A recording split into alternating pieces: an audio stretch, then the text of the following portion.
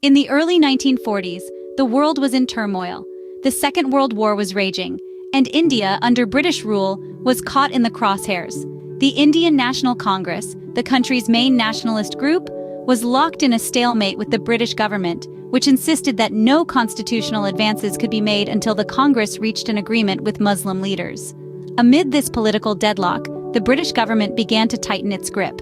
It issued a series of ordinances that stripped away basic rights, including freedom of speech and the press, and the right to form associations. It was in this climate of escalating tension and diminishing liberties that the stage was set for a unique form of resistance, individual Satyagraha. As the situation worsened, the Congress once more turned to Mohandas Karamchand Gandhi, the father of the nation, in late 1940. A seasoned campaigner for civil rights and a master strategist, Gandhi was no stranger to civil disobedience. This time, however, he chose a different approach. Instead of mass protests, he decided to initiate a limited form of satyagraha, a peaceful form of protest, on an individual basis. The rationale behind this approach was threefold. First, it was a demonstration of strength, a way to show the British that Indian patience was not a sign of weakness. Second, it was a declaration of disinterest in the war and a rejection of the false dichotomy between Nazism and the double autocracy that ruled India.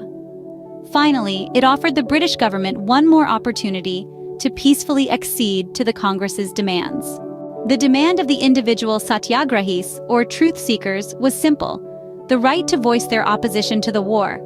If the government did not arrest a satyagrahi for expressing this view, he or she would continue to do so, moving into villages and marching towards Delhi in a movement that came to be known as the Delhi Chalo movement. The first to offer this form of satyagraha was Vinoba Bhave, followed by Jawaharlal Nehru. By May 1941, 25,000 individuals had been convicted for individual civil disobedience. In conclusion, the individual satyagraha was a unique form of protest that emerged in a time of global conflict and political deadlock. It was a demonstration of strength, a rejection of war, and a call for the British government to peacefully agree to the demands of the Indian National Congress.